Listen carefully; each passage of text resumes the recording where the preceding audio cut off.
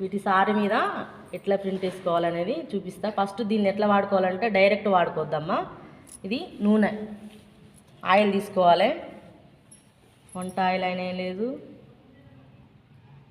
ఏ oil అయినా ఏం కాదు, కొబ్బరి నూనె తీసుకోకండి. ఓకే, ఒక ప్లేట్ తీసుకొని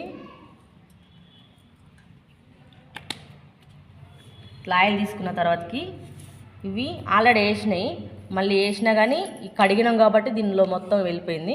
మళ్ళీ ఇట్లా పెట్టుకోవాలి మనం. ఈ బ్లాక్స్ని ఇట్లా పెట్టుకోవాలి, నూనెలో పెట్టాలి.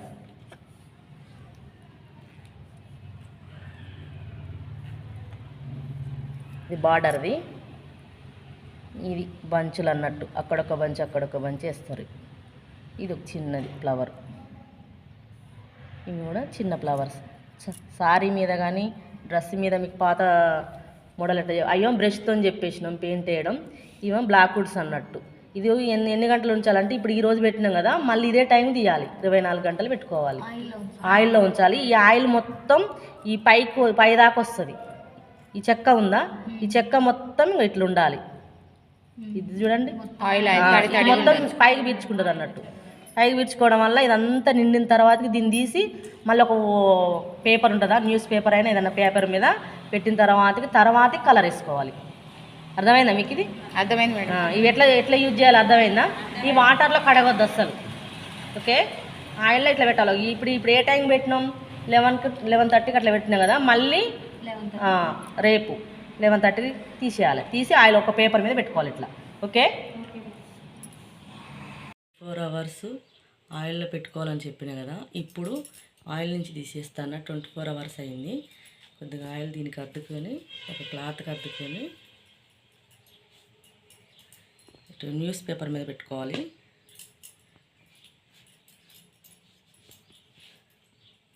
దీనికున్న ఆయిల్ మొత్తం పేపర్ పీల్చుకుంటుంది. తర్వాతకి కలర్లో వేసుకోవాలి, ఫ్యాబ్రిక్ కలర్లో అద్దుకొని సారీ మీద వేసుకోవస్తుంది అన్నట్టు.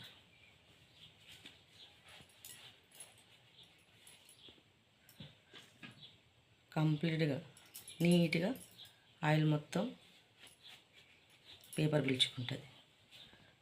తర్వాతకి వీటిని ఫ్యాబ్రిక్ కలర్స్ తోటి సారీ మీద ప్రింట్ వేసుకోవడం నీట్గా వస్తుంది. ఈ విధంగా చేస్తుంది. చీర మీద ప్రింట్ ఎట్లా వేయాలి, వుడ్ తోటి. అర్థమైందా? ఇప్పుడు వుడ్ క్లాసు, దీంతో ఎట్లా మనం పెయింట్ వేసుకోవాలో చూపిస్తా. ఇది స్పాంజ్, లైట్ వెయిట్ స్పాంజీ.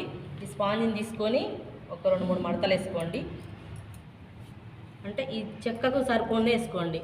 పెద్దగా కావాలనుకుంటే ఇప్పుడు ఈ వుడ్ చెక్క పెద్దగా ఉందనుకోండి, పెద్దగా తీసుకోండి.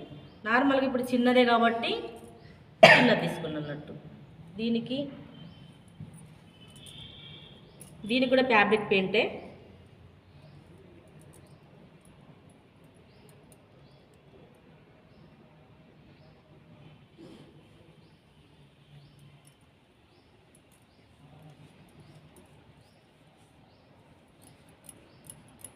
మన వుడ్ చెక్క ఎంత వెడల్పు అవుతుంటుందో అంత వెడల్పు దీన్ని పోసుకోవాలి, స్ప్రెడ్ చేయాలి.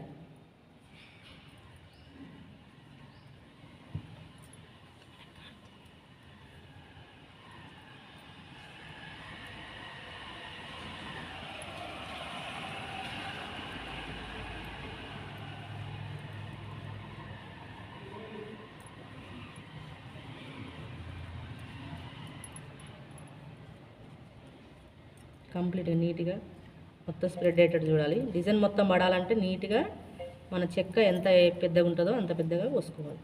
చేసిన తర్వాతకి ఉంది కదా, ఇవి రికార్డు కోసం అమ్మ, చీర మీద తర్వాత చేద్దాం. సైజ్ చూసి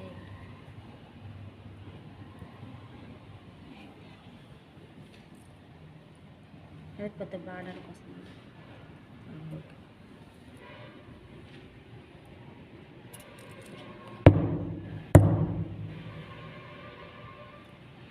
ఓకే, ఇది రికార్డు కోసం కాబట్టి చిన్నగా చేయించిన.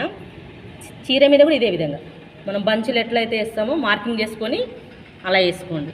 నెక్స్ట్ ఒక్కొక్కరు ఒక్కొక్కటి పట్టుకొని రెడీగా ఉండండి అమ్మాయి. ఏం పట్టుకో,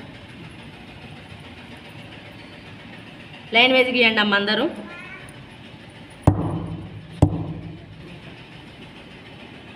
ఎవరు తీసుకోండి, అది కూడా తీసుకోండి మేడం. తీసేసి లైన్ వేసి గీయండి, తీసేసేయండి.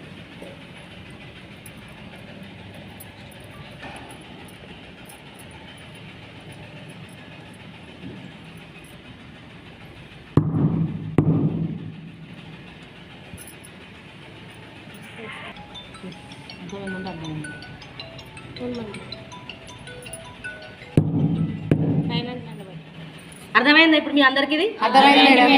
ఓకేనా? ఇంకో మోడల్ చూపెట్టనా? ఓకే అమ్మ. చీర మీద అయినా ఇట్లా వేసుకోవాలి సేమ్. ఇక మనం మార్కింగ్ చేసుకొని మనం పెయింటింగ్ ఎట్లా వేసుకున్నామో అక్కడొక బంచ్ అక్కడొక బంచ్ ఎట్లా వేసుకున్నామో సేమ్ సారీ మీద కూడా ఇంతే, డ్రెస్సుల మీదనైనా ఇంతే, దేని మీదైనా ఇంతే, మీ ఇష్టం అది. ఓకే. ఫ్యాబ్రిక్ పెయింటు, ఇది స్పాంజీ, ఇది వుడ్డు. నీకు ఫస్ట్ క్లాస్లో ఎట్లా ఫస్ట్ లెసన్లు ఎట్లా చెప్పేసినా, ఇది ఇంకా ఆయిల్ పోసి అట్లా చెప్పేసినా కదా, తర్వాతకి ఇట్లా పెయింట్ యూజ్ చేయాలి. ఓకే, అర్థమైందా? ఓకే.